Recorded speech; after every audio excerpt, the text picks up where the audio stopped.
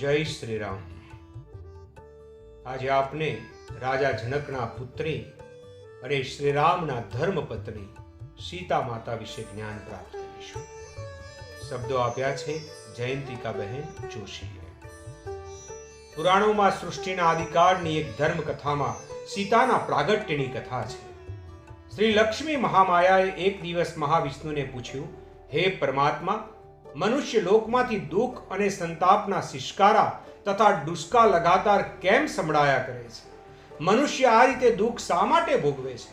तेमने शुं एटली खबर नथी के आ बधी आपनी लीला छे? हे प्रभु, आपनी ज मायानो खेल छे ते मनुष्यो नथी जानता?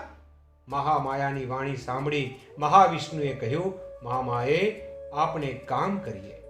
देवो तथा ऋषियोना आग्रहथी आपने पृथ्वी लोकमां मनुष्य अवतार धारण करीए अने मनुष्यना दुख अने संतापोनो जात अनुभव मेळवीए तो तमने मूंझवता बधा ज प्रश्नोनुं समाधान थशे।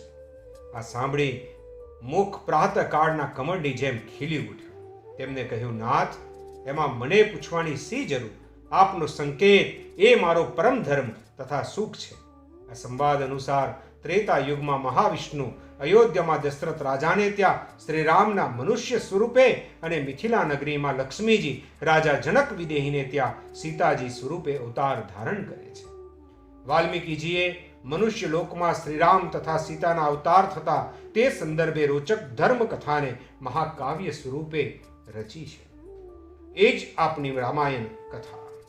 રામાયણ કથામાં જનક રાજાને ત્યાં સીતાનો જન્મ પ્રસંગ રસમય છે। મિથિલાના રાજા જનક આદર્શ તથા ધર્મપરાયણ હતા। પ્રાચીન સમયમાં આદર્શ રાજાઓ પોતાનું ભરણ પોષણ જાતે જ કરતા। રાજાઓ જાતે જ ખેડૂતોની જેમ બીજની વાવણી માટે હળ હાંકતા હતા। તે દરમિયાન તેમને જોયું કે ખેતરમાં ખેડેલી જમીનમાં એક તેજસ્વી બાલિકા નજરે પડી। આ બાલિકાને જોતા જ તેને ખોળામાં લઈ આનંદ ગેલા થઈ જનક રાજા રાણી પાસે આવ્યા। રાણી આ બાલિકાને જોતા કહ્યું, હે રાજન, આજે આપનું ભાગ્ય ઉગડી ગયું છે। ધરતી માએ આપની લાંબા સમયની મનોકામના પૂરી કરી છે। શુક્લ પક્ષમાં વધતા ચંદ્રમાની જેમ આ બાળકી તેના રૂપ, ગુણ અને સૌંદર્યથી દિવસે બમણી અને રાત્રે 4 ગણી વધવા લાગી।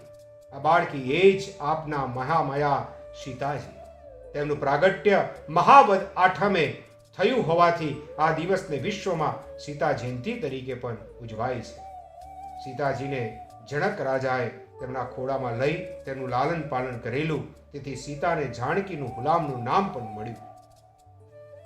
મિથિલામાં જનક રાજાને ત્યાં સીતાજીના જન્મકાળના સમયાંતરે અયોધ્યામાં દશરથ રાજાને ત્યાં રામનવમીના દિવસે મહાવિષ્ણુ શ્રી રામ સ્વરૂપે અવતાર ધારણ કરે છે। સીતાજી બાળપણથી જ શક્તિ સ્વરૂપા હતા। પિતા જનકને તેમના મિત્ર પરશુરામે ભેટમાં અલૌકિક શિવ ધનુષ્ય આપ્યું હતું, જેને મનુષ્ય લોકમાં ઉપાડવા કોઈ સમર્થ ન હતું। આ ધનુષ્યને સીતાજી ઘોડો બનાવી રમતા હતા। સીતાજી અને શ્રીરામના મિલનની કથા પણ સીતાજીના જીવનમાં અદ્ભુત રીતે વર્ણવેલ છે। વિશ્વામિત્ર શ્રીરામ તથા લક્ષ્મણને લઈ મિથિલા નગરીમાં આવે છે। નગરની બહાર એક મંદિરમાં સીતાજી દર્શન માટે આવે છે। ત્યારે વિશ્વામિત્ર શ્રીરામને લઈને આવ્યા હોય છે। જનક રાજાએ મિથિલામાં સીતા સ્વયંવરની ભવ્ય તૈયારી કરી હોય છે। તે વેળા વિશ્વામિત્ર શ્રીરામને લઈ મિથિલા નગરમાં પ્રવેશે છે। જનક મહારાજ વિશ્વામિત્ર તથા શ્રીરામને આવકારી તેમનું સ્વાગત કરે છે। શ્રીરામને જોતા જનક રાજાના મનમાં થાય છે કે આ શ્રીરામ જ મારી પુત્રીને લાયક છે। જનક રાજાએ અયોધ્યાના રાજકુંવર શ્રીરામનું રૂપ જાણ્યું તેવું જ તેમને પ્રત્યક્ષ પણ નિહાળ્યું। રામાયણમાં સીતા સ્વયંવર તથા શ્રીરામ સીતાના વિવાહની કથા વિસ્તારપૂર્વક વર્ણવી છે। રામાયણના આ બંને પ્રસંગોમાંથી મહત્વની શીખ મળે છે। પિતાએ પોતાની પુત્રી માટે લાયક વરની કરતા કઈ બાબતોને ધ્યાનમાં રાખવી તેનું દ્રષ્ટાંત સીતા સ્વયંવર છે। શ્રી રામ સીતાના વિવાહમાં પણ વિવાહનું કારણ તથા મહત્વ જાણવા મળે છે। સ્ત્રી પુરુષના લગ્નનો વિવાહ પ્રસંગ છે।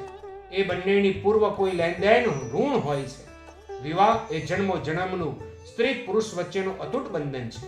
સુખ દુઃખમાં પતિ પત્ની એકબીજામાં વિશ્વાસ મૂકી એકબીજાની પડખે રહી જીવનના અંત સુધી પરસ્પર સેવા કરવી। પત્નીએ પતિ સિવાય અન્ય પુરુષને ભાઈ બાપ સ્વરૂપે તથા પતિએ પત્ની સિવાય અન્ય સ્ત્રીઓ માં દીકરી સમાન છે તેમ માનવું।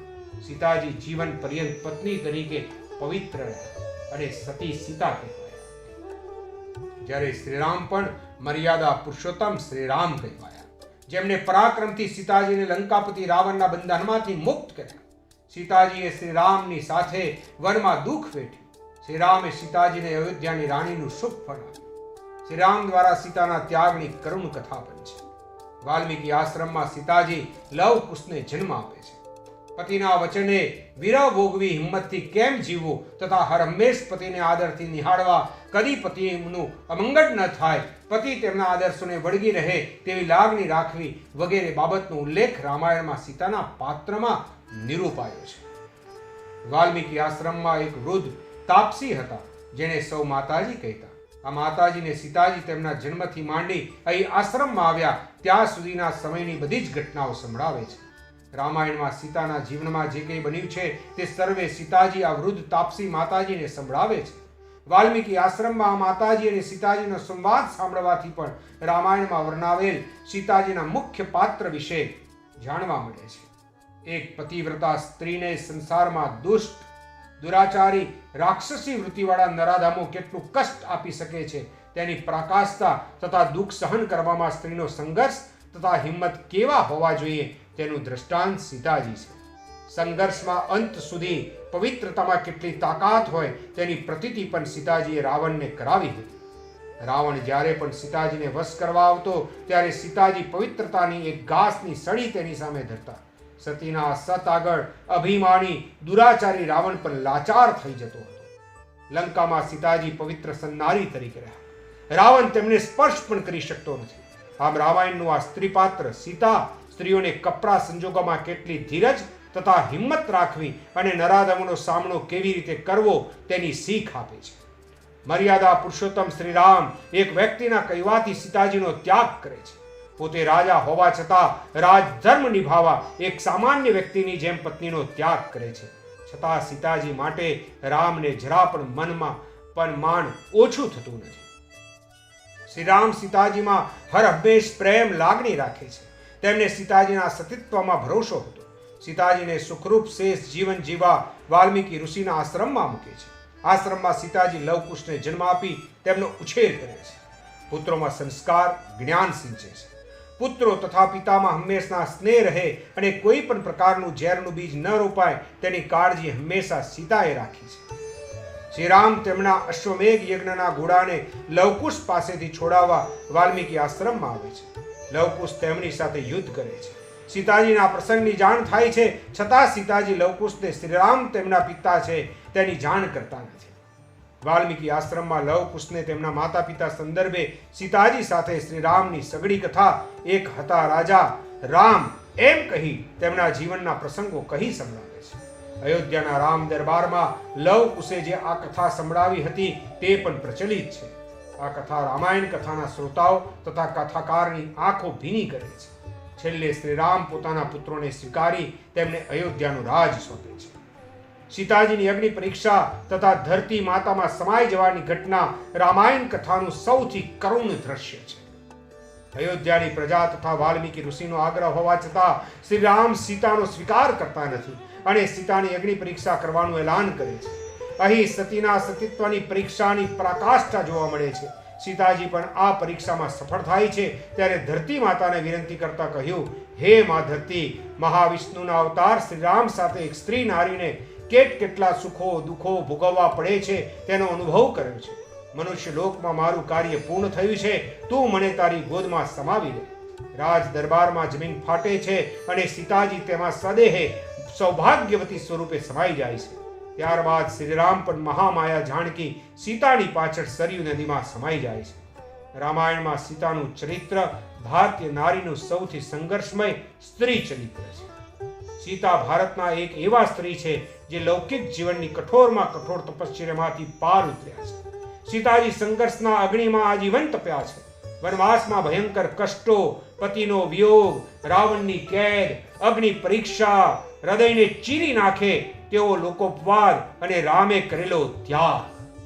આનાથી વધારે દુઃખમય પરિસ્થિતિ મનુષ્ય જીવનમાં બીજી હોય પણ શું શકે. રામાયણમાં સીતાનું પાત્ર કથાના પ્રારંભથી કથાની સમાપ્તિ સુધી વિસ્તૃત રીતે વર્ણવાયું છે. રામાયણના સ્ત્રી પાત્રોમાં સીતાનું પાત્ર એક આદર્શ પતિવ્રતા નારી, આદર્શ માતા પરિવારમાં પ્રેમ લાગણીના સંબંધો ઉજાગર કરનાર નારી શક્તિ स्वरूपे हमेशा चिर स्मरणीय रह सके। तो बस आज इतना ही। अस्तु। जय श्री राम, जय श्री राम।